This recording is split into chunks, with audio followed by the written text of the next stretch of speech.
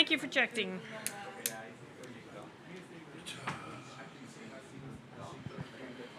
Yeah.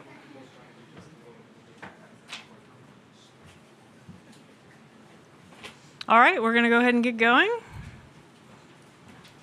Good morning, everyone. I am Kacky Andrews. I am the Chief of Strategy of Ocean Conservancy, a nonprofit based in Washington, D.C., and I will be your Master of Ceremonies and a moderator of today's event, Driving Ocean Climate Action at COP28, hosted by Friends of the Ocean and Climate Group.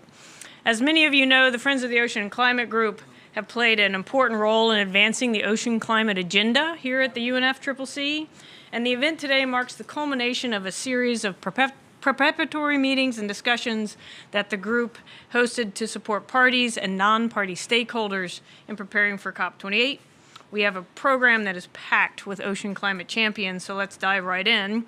First off, it is my pleasure to introduce our first speaker and host, Peter Menocal. Peter is the president and director of the Woods Hole Oceanographic Institute. Peter, please.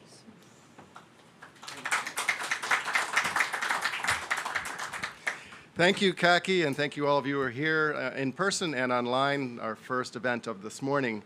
It's my pleasure just to offer a few introductory remarks. And first of all, I'd just like to say thank you to our hosts here, our friends of Ocean and Climate, and in particular the Ocean Conservancy for hosting this event. You know, one of the things I think that's most important about our opportunity this morning is really to reflect on the ocean's central role in climate action. This is something that's not anything that needs to be expanded upon with the sophistication of this audience. But when we think about the capacity of ocean-based climate solutions, not only in addressing the emissions reductions, the oceans have the potential to deliver 30 to 35% of emissions reductions that we need to accomplish within the next decade or two. It's just such a daunting challenge, and to know that the ocean could represent 1/3 of that journey is just remarkable. And then the second opportunity is the opportunity to mitigate, that is to explore our ocean's role in carbon dioxide removal, sometimes referred to as marine carbon dioxide removal. That is, of course, a challenging topic, and is one where we have repeated over and over again over the last several days, and indeed in recent years, the essential need for science to lead, for independent science to lead. This is such, the ocean has obviously such tremendous promise for taking up carbon, and yet we have no idea of the environmental impacts that might be associated with the available technologies. And so it really requires us to lean in, not only as independent research organizations, but really as an entire community. And I think that's sort of one of the things that we're here today, is how do we bring ourselves together to really accelerate that science. This is not a business as usual scientific problem. This is one that requires urgent action, urgent funding, and indeed, I'm happy to repeat the announcement that was actually on this stage to a capacity. This room was filled probably way beyond legal capacity yesterday with the announcement of Bloomberg and about 20 other philanthropies came together to announce $250 million dedicated for ocean research to meet this challenge. Again, we're seeing this incredibly creative, collaborative, philanthropic and government funding coming in to support this research. And that's really the sort of take-home points for me are the urgency of the challenges ahead as we accelerate the science and the policy and the engagement on the ground for ocean-based climate solutions. Also, just the scale of the challenges that we're looking at here. The ocean is, of course, 70+% of the area of the planet, but really the vast, understudied, underobserved ocean interior is just our last frontier on this planet. And it's not only is it an opportunity to explore our solutions, but really to learn about this planet in a way that just transcends anything that's been done in recent decades. And last, I just want to reflect on the importance of partnerships. This is what COP is all about. This is what the Ocean Pavilion is all about. We are hosting the Ocean Pavilion together with the Scripps Institution of Oceanography, but with really 34 other partners, and what has now become just this real family of like-minded individuals, not only scientists, but policymakers and government officials, to really lean in on this together, to collaborate together. Last, I would just acknowledge that we issued the Dubai Ocean Declaration, and the Dubai Ocean Declaration is this invitation, actually with 123 institutional co-signatories, to accelerate ocean observations to feed into this knowledge base that's going to guide our understanding of the very topic that we're exploring today, driving into ocean and climate action. So with that, I'm really pleased to pass the baton to my colleague and friend and intrepid explorer in this domain, Ambassador Peter Thomson. And you're welcome to come up and offer your remarks. Thank you.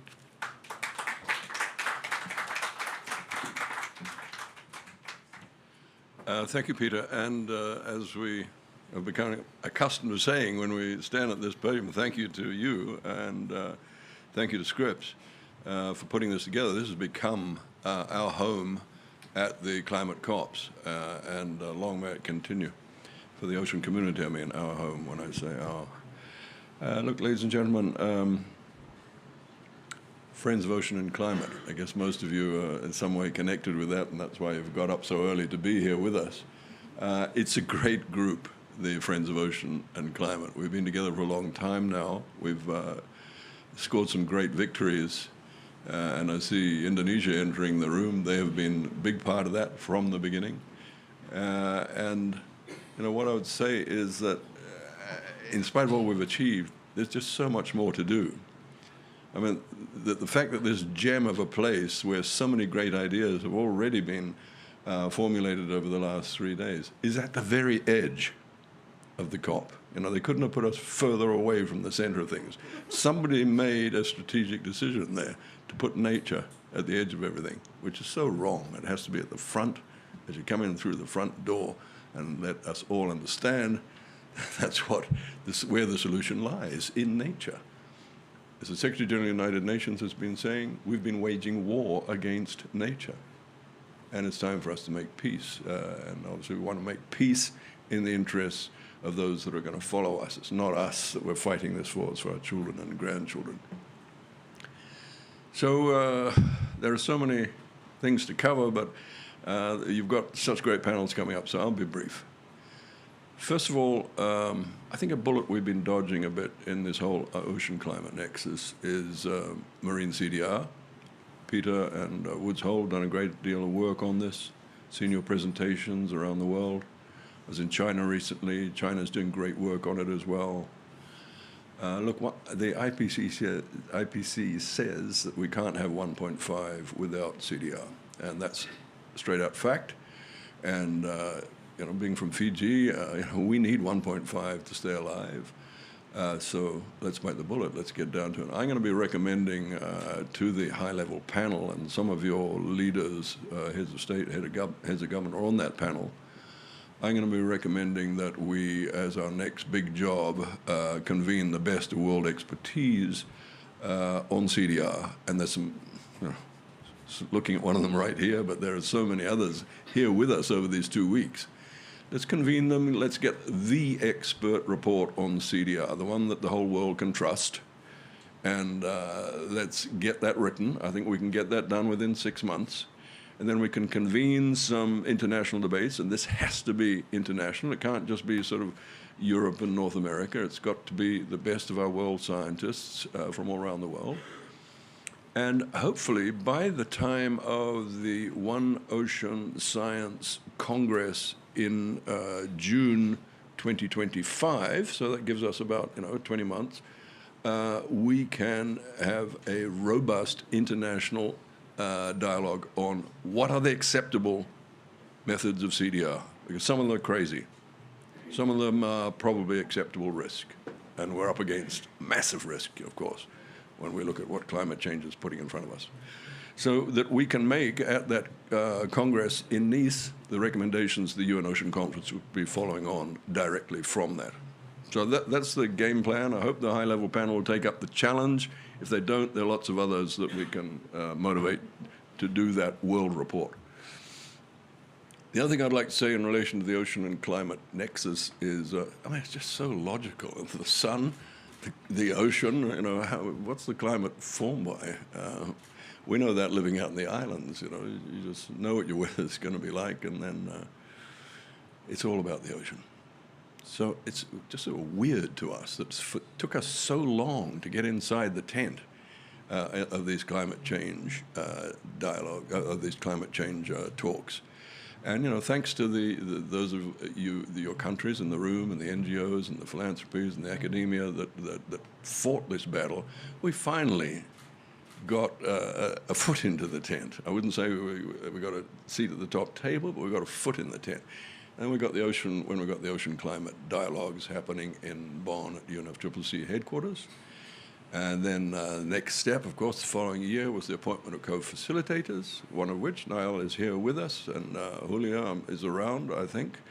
And so Niall and Julia have done a fantastic job as co-facilitators and now reporting to plenary.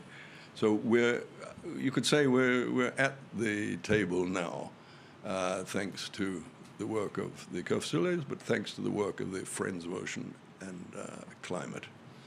So well done, guys, but to imagine that we are having the kind of influence that we should be having, we'd be dreaming, because you only have to hear the leaders, the country representatives talk in there and how few of them mention the ocean to know that we've got a lot more to do, to get into the NCDs, to get into the NAPs, to get into the global stock take. And thanks to the leaders that have spoken up so strongly. President Macron, for example, was really strong yesterday. And some of your other leaders, the Prince was with us here yesterday from Monaco, he too. So on the subject of the Friends of Ocean and climate change, let me make a little advertisement, because I'm the moderator for it. The dinner on the 9th of December, you know how we were pushed back? We were supposed to have it, I think, tonight, but they pushed back the Ocean Nature Day to Saturday next week. And so we had to move our dinner. But we're having that ministerial dinner. When I say we, there's a bunch of countries. I can't remember them all now, but there's some of them are in the room, so I won't offend anybody. But anyway, there's a bunch of countries, and the Oceano Azul is basically picking up the tab, and as they do every year. And this is a really vibrant dinner. I hope that you will convey to your delegations to make sure that they are at that dinner. It's at the Ritz, I believe. On the Ritz, and I'm moderating, as usual, the ministerial dialogue, which sort of comes after dessert. And it's my job is to really put the ministers on the spot and provoke them into greater action in this area. So please do convey that to your delegations. But just generally speaking, and before I quit the stage, I'd just like to remind everybody, as I have been doing on all these occasions, that, you know, we're here for the utility of networking, yes, and the joy of it, you know, see old friends and renew those acquaintances and keep up the communications, which of course we can keep going virtually during the year. So that's the fantastic value in that. But let's not get carried away by the carnival. Let's not get carried away by the greenwashing. Let's remember that the oil and gas industry is only funding 1% of the transition to renewable energy. You know, you go through the airports and the motorways of the world and see their billboards and you think they were leading it, but they're not. They're only contributing 1%. That's the IEA's report last week. So we're here really to battle them. That's what this is all about, actually. They're the cause of the dilemma that we're in.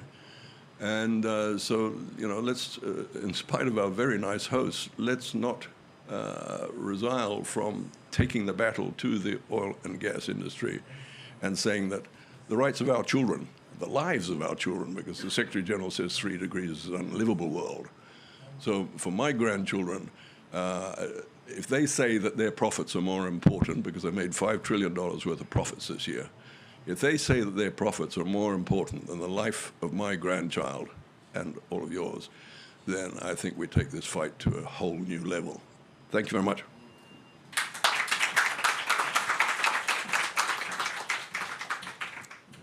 Thank you, Ambassador. Thank you for being such a great champion for the ocean. Our third high-level speaker, the Prime Minister of Fiji, is running a little bit late, so we're going to tee up some video remarks from the EU Commissioner for the Environment, Ocean and Fisheries.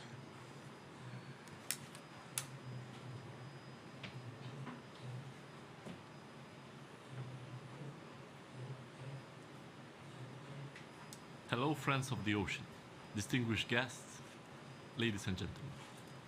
It's a great pleasure to address you today, even if I can't join you in person. And I would like to begin by thanking the Friends of the Ocean and Climate for the tremendous work they are doing to promote the ocean in international climate discussions. Climate change hits us, it hits hard and with no exception. We now see storms, floods and droughts all around the world. They are more and more numerous and more serious. Each of our nations has experienced at least one of these extreme events in recent years. We have witnessed catastrophic floods in Europe over the past few weeks, and nobody can forget the scenes of desolation and chaos in Libya and Greece over the summer. No one is spared from the catastrophic effects of global warming. We can see them around the world, east, west, north and south. And unfortunately, such events are likely to increase in frequency and severity. Climate change is also a threat to our oceans, and the impacts are numerous. Ocean warming and acidification are affecting food production. Marine species are disappearing at twice the rate of those on land due to warming. Coastal areas are particularly hard hit and vulnerable as sea levels rise. But we know what we need to do to turn this tide. We know that we need to reach climate neutrality by 2050 to mitigate the magnitude of climate change in line with the Paris Agreement. All countries need to accelerate greenhouse gas emission reduction significantly. This is really urgent. We should peak our fossil fuels consumption this decade and phase out unabated fossil fuels well ahead of 2050. We also need to stop new coal-based power capacity, triple renewable energy, and double the rate of energy efficiency by 2030. We also need to do more to adapt to climate change, reduce the vulnerability of natural and human systems, and strengthen our resilience. These efforts need to happen together, in parallel. Raising climate ambition is absolutely necessary if we want to keep oceans healthy.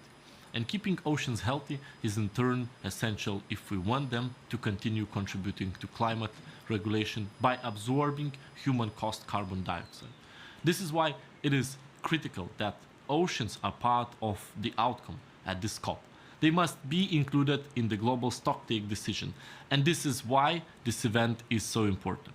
Dear friends of the ocean, be assured that you can count on my support, and I wish you a fruitful discussion.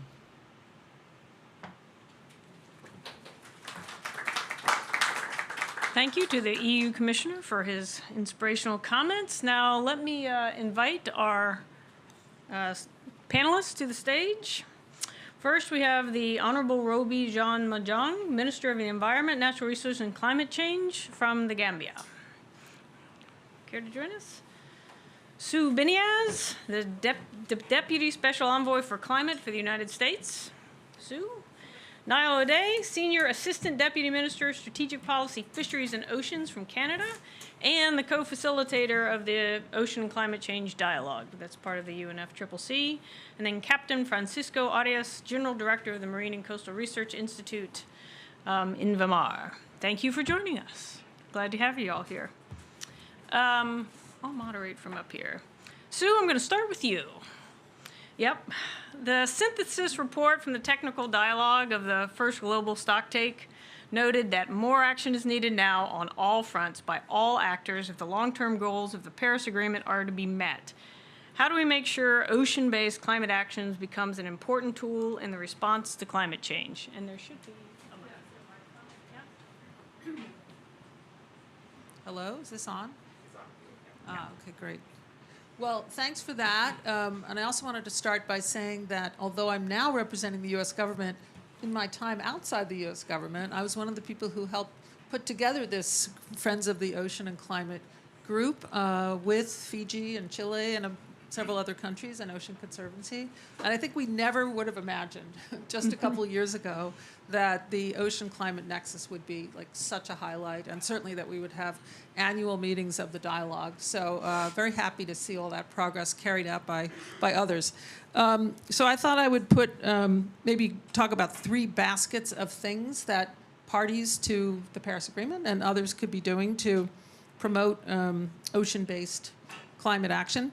One is the result of the dialogue itself. So the way it's been structured seems helpful to us, that not only do we have this annual dialogue now, which was unimaginable back in the day. We thought it would be maybe a one-time thing, but that we're also focusing on specific topics every year. And one of the decisions of the COP/CMA is that parties should be trying to integrate ocean-related actions into their national plans or NDCs or whatever implementation. So it's kind of set up nicely so that you take up a topic on an annual basis and then call upon parties to maybe do something with that topic. So it's very coherent and chronologically logical. So that's one. The second would be initiatives that we say are like part of the Greater Metropolitan COP. So they're not exactly COP initiatives themselves, but they take place at the COP, and they use the COP as an action-forcing event. And one example would be the Green Shipping Challenge, which the U.S. and Norway set up last year. We took two declarations that came out of Glasgow and combined them. One was to try to decarbonize shipping aligned with 1.5, and the other was specifically about green shipping corridors. And what we did was basically like merge these together and say, hey, let's do this green shipping challenge.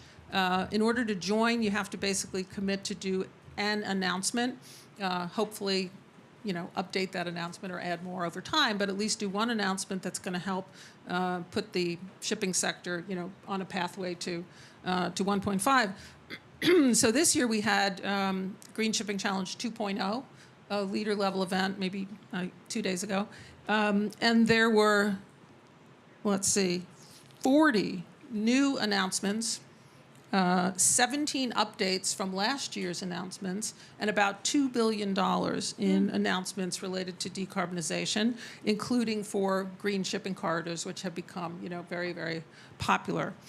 Okay, so that's two. And then the third, I thought I'd say that, there's also the outside COP initiatives, and they're almost the mirror image of what we are talking about here. So here we're talking about a climate forum doing ocean-related things, bringing those into a climate forum, but we also have ocean fora, and we're trying to bring climate into those fora. And that actually was one of the ideas we tried to promote when we set up that first ocean climate dialogue. And we specifically invited ocean fora to come and present, thinking it would put a little bit of pressure on them to come. And if you were coming to speak to the climate forum, it would be like embarrassing to come and not be able to say what you were doing related to climate. So the other thing that parties and others can do is participate in these ocean fora when they relate to climate. And just two examples would be, of course, the IMO, which just updated its original GHG strategy. And, not only could parties participate in kind of joining that resolution, and also the development of like the technical and economic measures that are being analyzed this year. But the other thing is to join our ocean conference. It's something Secretary Kerry started in 2014, and it's like very action and commitment oriented. There's no negotiated document. You just come forward. It's a little bit like a TV game show, where there's a microphone, you come up and you say, here's what we're doing. There's a lot of applause and all of that. It's fun. Greece is hosting in mid-April this year, and one of the 6 standing pillars of our ocean conference is climate. And so there are always going to be announcements and activities and events, et cetera, related to climate in that forum. So those are sort of 3 kind of baskets of ideas I would just pass along. Thanks. Great. Yeah. Sue, before you pass the mic, one of the big issues happening here is the global stocktake. Could you just share a comment about why it's so important for the ocean to be included in the global stocktake and what we all as a community can make sure that happens? Yes, I think so. Something I'm working on. I hope so. Yeah, exactly. Well, yeah, I think it's really important because the global stocktake, by definition or by virtue of the terms of the Paris Agreement, is supposed to assess progress, collective progress, with respect to the long-term goals of the Paris Agreement. And the long-term goals of the Paris Agreement include, obviously, the temperature goal, enhancing resilience and adaptation, and then also aligning financial flows with those other two objectives. So the ocean climate nexus actually fits into all three of those. So just to take 4 examples of things that might be embedded in the global stocktake. So blue carbon, that could be stuck in with other nature-based solutions. Those would probably straddle mitigation and adaptation. Under mitigation responses, we could include offshore renewable energy and the transition to zero-emission shipping. Under adaptation, we could include the transition to climate-resilient shipping, which is like a slightly different issue. And then the fourth would be under the positive progress, right? Each one of these sections is probably going to talk about like what has happened that's good since 2016 when Paris entered into force, and then like what are the remaining gaps that need to be addressed. But under positive progress, we could refer to the revision of the IMO GHG strategy that just was passed a couple months ago. So those are just some thoughts. We have already in our submission put the idea of oceans in there. Not too many countries have done that. There's still time at this session, of course, to try to put in proposals. We're at the almost the early stage of negotiating, unfortunately. But I guess the good news there is that there's still time for parties to put in those suggestions. Thanks. All right. Niall, you're next. You are the co-facilitator of the Ocean and Climate Change Dialogue, so you're in an important role at an important time for the UNFCCC. How can the dialogue advance the role of the ocean in future rounds of the global stocktake, updating national strategies, NDCs and NAPs, and other UNFCCC processes? Okay, thanks, Kacky. And first, I should say it's a credit to this community and the work of folks like Sue and others in this room that we actually have the space to have these conversations. And Julio and I are certainly very honored to have this role for this biennium to be running the dialogue. It will last beyond us, but we're making best use of the time we have, and hopefully in its formal existence, giving it a structure that helps to continue constructive conversations as we move forward. I think, of course, everyone in this room recognizes that climate change is ocean change, and that the ocean and climate change dialogue has this opportunity to play a very critical role in communicating the importance of oceans and ocean action to achieving the Paris goals. I think just to put it in, I'm a simple-minded person, and just to put it in simple-minded terms, the GST is, like the dialogue, a storytelling exercise to some extent. And I think it's a story about how far we've come in meeting the long-term goals of the Paris Agreement, and about what we need to do in the near and long term to accelerate progress and close the gaps to meet those goals. So if the ocean is missing from the GST, then that's an incomplete story. And I think one of the most important messages of the dialogue, one that I know this community knows very well, is that the GST, together with the GGA and the financial mechanisms, really must better incorporate ocean and ocean actions, and that this COP is the place where that needs to happen. And I know that there's been some really constructive advice provided by the Friends of Ocean and Climate on how to approach that, which I think is a really major contribution to this exercise. I think just to be concrete, one strong outcome from the GST would be that process of establishing guidelines for parties to include and strengthen ocean-based measures in their updated NDCs and NAPs. And that update process is, as we all know, happening very shortly. So the strength of the language that's in the GST now actually plays a very concrete role in informing how many countries then include stronger ocean-based actions in those critical reporting and commitment tools. And that work needs to be based on evidence, knowledge, and experience. So I think another key message of the most recent dialogue was that we gathered and shared over 250 concrete case examples that really provide practical solutions and recommendations to parties on how to make those ocean actions real in a national context. And the evidence base also needs to be strengthened. And we heard about the importance of marine CDR, for instance. There's many other topic areas. But whether that's science, strategic observation, research and data, and in particular things like blue carbon accounting methodologies that need some serious updating. That's not just a message for the UNFCCC. It's also a message to the bodies that support it and interact with it, including the IPCC and the IOC, that they need to prioritize efforts in that science agenda, and other organizations like the HLP, of which Canada is a member, has a role in that as well. So with the stock take occurring every 5 years, I think we have an opportunity to maximize the contribution of the dialogue in that period to filling those knowledge gaps, strengthening those institutional linkages, and really bringing the ocean and climate conversations closer to the center of the UNFCCC and in national strategies. Again, that starts here at this COP, where that stronger GST outcome really plays a key role in driving that work forward. Great. So after we get through this cup,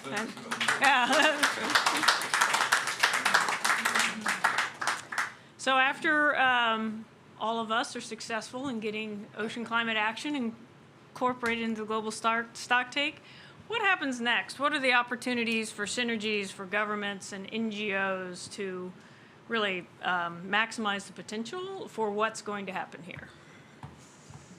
Yeah, a few thoughts on that. I mean, I think at first it does, and again, it'll sound simple-minded, but it does start with communication. And I think that needs to happen within national governments. Anyone who works in a national government knows how easily we silo form and the efforts it takes to break those down. But it also is about the work, between states and non-state partners and civil society and throughout the international community. I think the more that everyone, understands and truly understands and accepts that the ocean is part of climate action, the better we'll be able to collectively advance those goals. I think in recent years we've actually started to get better at that, but the international community absolutely need, and the dialogue is, I think, proof of that based on the efforts that have been made here. But there actually absolutely is a need to improve coordination and enhance synergies between efforts on climate and those on nature, on ocean health, on water and food security. So recognizing that nexus and those interlinkages, I think, is a really important piece of saying that we can't think narrowly about these issues. We do need to work through that systems thinking, even if it's difficult. For oceans specifically, I think that would mean that there's recognition in the UNFCCC and in other UN bodies of the need to effectively and consistently integrate those ocean-based actions, which is, of course, that clear message from the dialogue, so I'm going to rinse and repeat on that. This past year, though, we've also seen milestone agreements outside the UNFCCC process where we do see more of that integration. And I think that includes the Kunming-Montreal Global Biodiversity Framework, as well as the BNNJ, which I'm not going to attempt to repeat the full name of here, but folks in this room will know what it is. And I think, we can see in the BNNJ that by protecting biodiversity, we can actually kind of work to contribute to climate action by both enhancing climate resilience and potentially protecting blue carbon stores where they currently exist. And I would say, just to wear my national hat, so Canada hat for a quick moment, I'd note that I think within Canada we are making bigger efforts to achieve those synergies and interlinkages in working towards the implementation of these agreements, in part because we recognize that resources aren't bottomless. So if we're going to achieve all of the environmental and human health priorities we have, that we have no choice but to look at those interlinkages and look to maximize the impact of the investments that we're making to get there. Thanks. Okay, sounds great. Yes? Do we have dates for the dialogue in Bonn? That's the most difficult question I've received. I'm sure we do, Peter, and we will get that information to this audience. Okay, thank you. Thank you I love the focus on narrative and on the holistic approach. So next, let's turn to our Honorable Minister John Manjang from the Gambia. Many African countries rely on the ocean as an important source of protein. Yet climate change threatens the livelihoods of coastal communities across the region. How is the Gambia and other countries in the region responding to these threats? Thank you so much, and I want to say thank you to the climate ozone-friendly activists. I will not call you activists. I will just call you the freedom fighters of the life in the sea. I think the Gambia is well placed here. I'm happy that I'm joining you, simply because if you look at the map, you've never been to the Gambia or even seen it, you will think that the entire Gambia is sea, because of, I would say, the Atlantic Ocean just sneezed through the Gambia, and you have it from the start to the end, all being water. So Gambia, science has just reported that 1 meter sea level rise, our capital city, 50% of it will go underwater.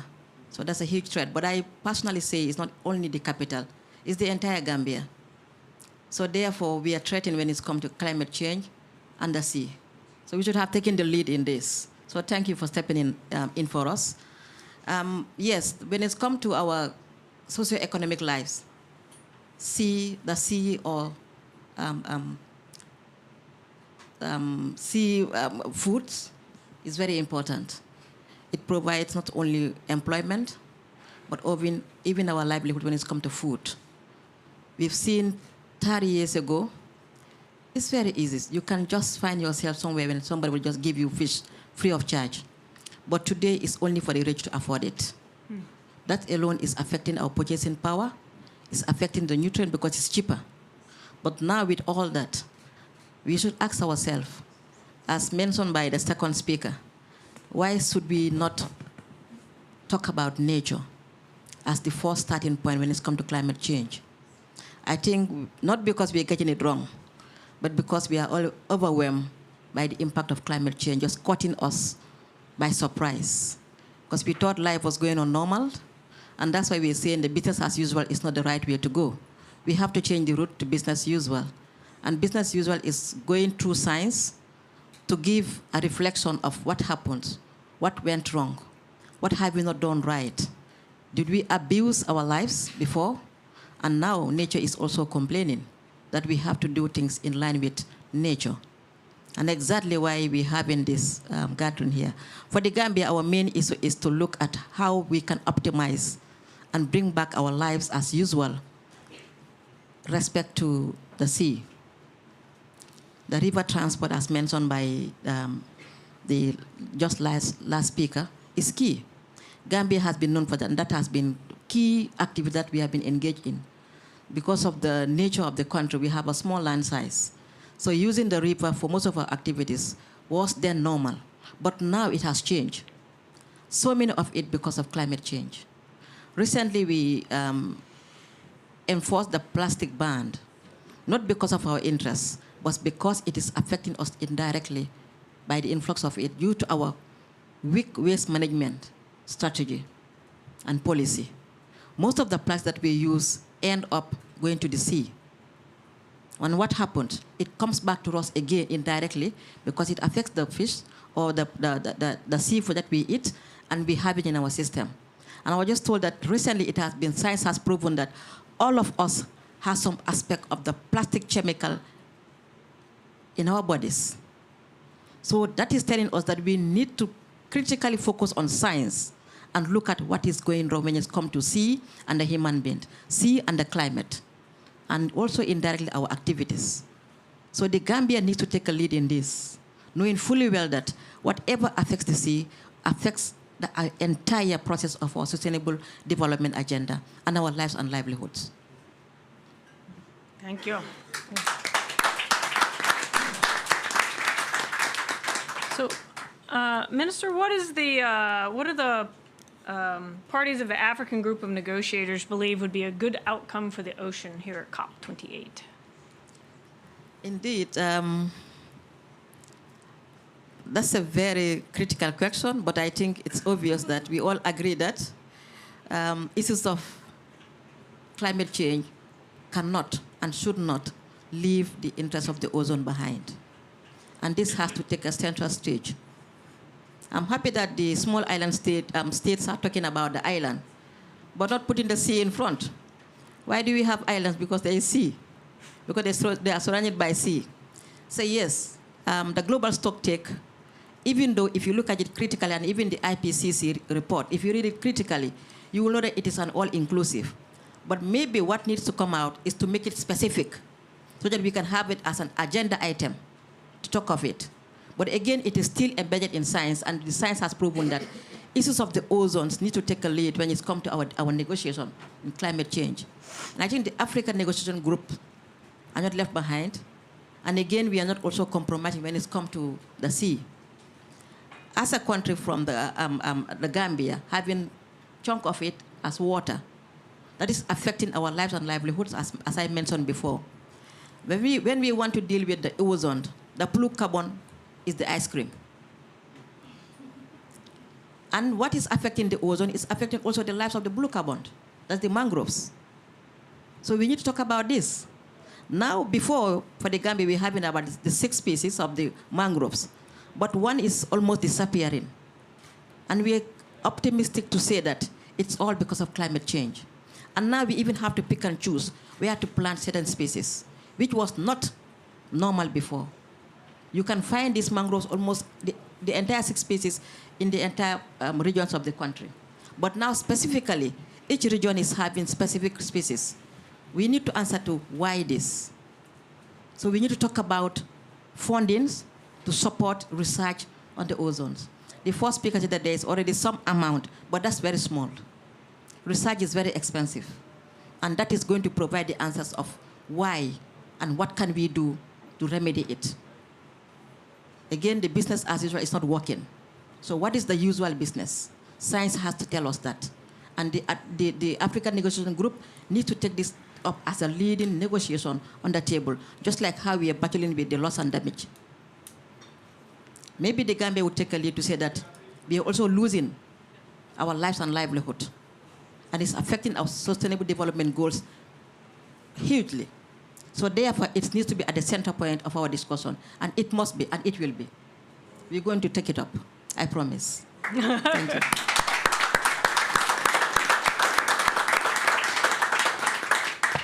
Thank you for the powerful reminder that climate change is real, it's happening on the ground, and it's impacting people all across the world. And so what we do here, the work we all do, is important.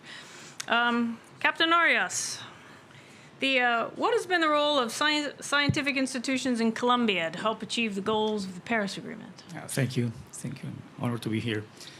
I will talk about the work that we do at the Institute and how it has influenced the development of and the attention the country on our oceans, but also how it has also helped into scaling up into the region, especially the Caribbean and Latin American region, from science.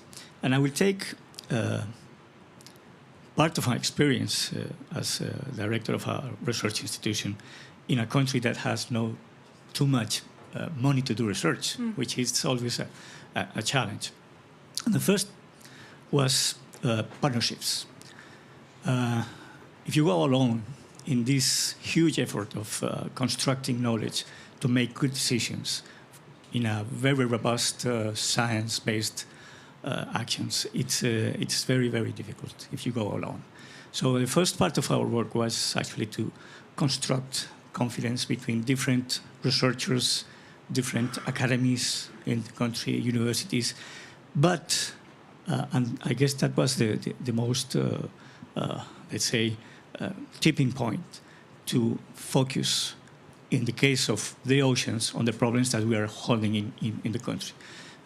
Colombia is a complex country. We have a Caribbean front, a Pacific front, a number of issues around, not only those caused by or coming from climate change, but also pollution. You have the problems of misuse of the coast in several parts of our coastal regions, and the complexity and the vulnerability of the people living in our coasts, which is also enhanced by climate change and other issues. So the first part was to to construct trust and confidence between the researchers, between the different institutions, and then to go in a, let's say, concerted way into responding to the challenges that we had. we still are having. And then came the problem of financing. So that was something that we have been working with. And you mentioned, and it was mentioned here, the role of the governments. Actually, I was part of the executive planning group of the Decade of the Ocean, and we saw there that mainly the financing for ocean science was coming almost exclusively from the governments. And now we have been moving into inviting philanthropies, which is very important, and but I believe that we lack here the private industry, which are the main users of the ocean, and they are gaining from using the ocean, but not giving back, not anything from what they gain for. And we have mentioned oil and gas, of course, they're very important. They spend very little from their earnings into the trying to solve the problems of the ocean.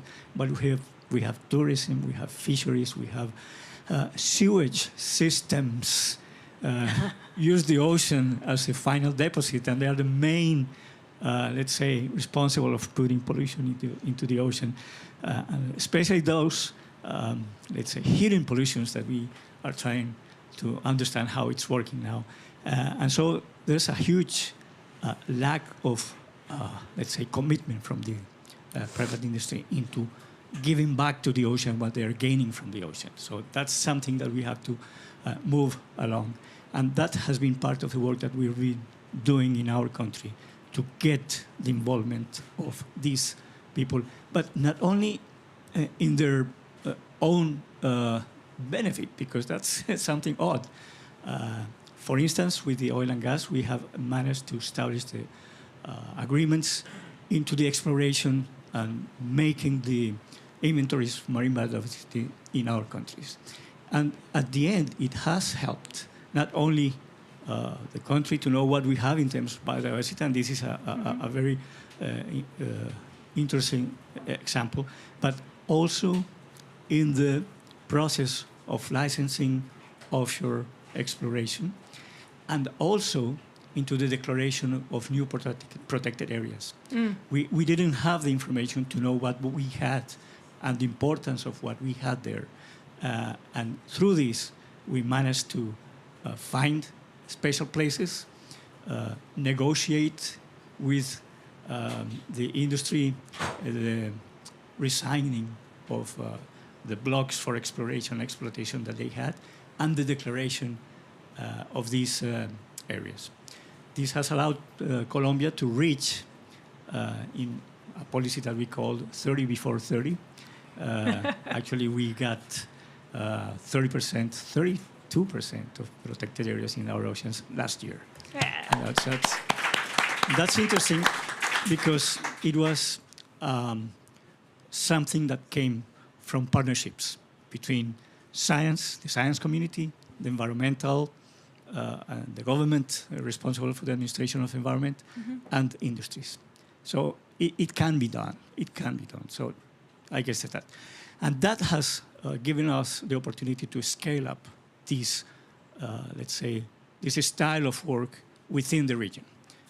Actually, Colombia is leading a number of actions, mostly focused on the crucial problems that we have in the region: ocean acidification, marine pollution, other issues around the problems of the oceans.